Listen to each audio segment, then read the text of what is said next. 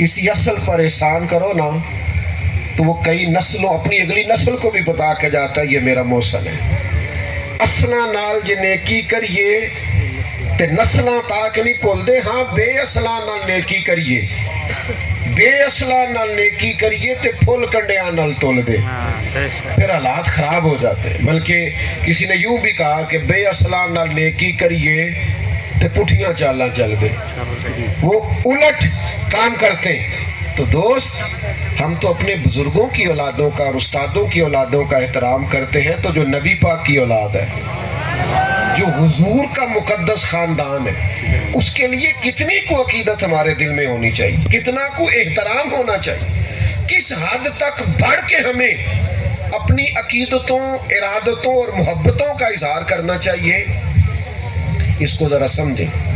میں نے پہلے بھی کئی دفعہ دوستوں کو ایک بات سن, چھوڑ دے بھائی چھوڑ دے, کوئی دوست کسی کو اشارہ نہ کرو بھیا پیارے رہنے دو آپ کی مہربانی. ہوتا پتہ کیا ہے, اسٹیج پہ اس بندے کو بیٹھنا چاہیے جس نے ہلنا جلنا کام ہے, ورنہ چونکہ سب اسٹیج کی طرف دیکھ رہے ہوتے ہیں, تو جو اسٹیج والا کوئی تھوڑا بہت محبت کا اظہار کرے تو سارے اسے ہی دیکھنے لگ جاتے ہیں.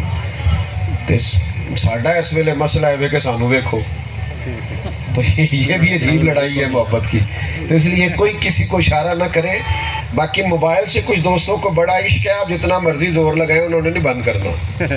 وہ تو مینوں کئی جگہ تو پتہ لگا سوندے بھی سرانے تھلے رکھ کے نے کہ کوئی لے نہ جائے. اب اس عشق کا بھی کوئی علاج نہیں, انوکھا ہے, لہذا آپ نہ منع کرنے کا اشارہ کریں, بس ٹھیک ہے اب ایسے ہی چلتا ہے, زمانہ کچھ اس طرح کا ہو گیا ہے. بہرحال عام دام برسر مطلب تھوڑی توجہ کریں.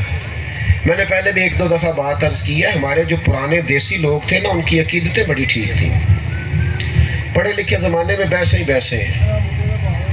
پرانے لوگوں کی نا والد صاحب نا بڑی عید پہ چاول لائے, ابا جی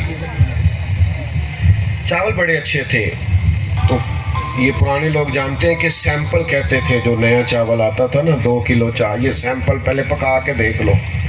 پہلے سیمپل آیا, اماں جی نے پکائے, بڑی تعریف کری, کہا بڑا لمبا چاول ہے, بڑا خوشبودار ہے اور بڑا پھول گیا ہے پک کے, بڑا مزیدار ہے. ابا جی پھر وہ خرید لائے, بڑی عید پہ چاول آئے. تو ایک دو دفعہ پکے, پھر دوبارہ دوسرے چاول پکنے لگ گئے جو پہلے سے گھر میں موجود تھے. تو والد صاحب میری اماں جی سے کہنے لگے کہ وہ چاول کتنے نہیں, سانو پھر وہی دینے شروع کرتے ہیں. تو میری والدہ چپ کر گئی. سادے اور کم پڑھے لکھے لوگوں کے اندر جو عقیدتیں بڑی انوکھی تھیں, کہنے لگی وہ چول بڑے سونے سن, میں رکھ چھڑے نے 10 محرم نو امام حسین دی نیاز پکانا. مکان کچے عقیدے پکے, مکان کچے عقیدے پکے. یعنی چاول بھی دینا ہے ان کی نیاز میں تو ستھرا دینا. حضور کی اولاد پاک کے نام پہ کچھ چیز دینی ہے تو خاص. یہ ہماری وارفتگیاں تھی, شوق تھا. اب ساری محبت صرف سٹیٹس میں ہے, سٹیٹس لگا دو 10 محرم کا, اب فلان کر دو, ہر چیز آپ کی وہ خاص ارادت کہاں. کاش 1 محرم سے 10 محرم تک آپ ایک سپارہ پڑھتے اور کہتے یہ میں امام حسین کو نظر پیش کروں گا.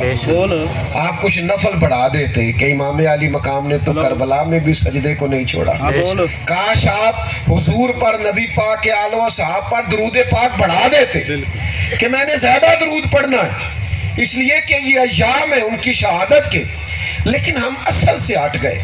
وہ نورانیت, وہ عقیدتیں, وہ احترام, وہ خاص جذبات, وہ خاص انس حضور کی اولاد پاک سے. بحث ہی بحث ہے, جتنی مرضی کرا لو, لیکن وہ خاص چیز نہیں رہی. اپنے اندر عقیدت پیدا کریں, احترام پیدا کریں, جذبات پیدا کریں.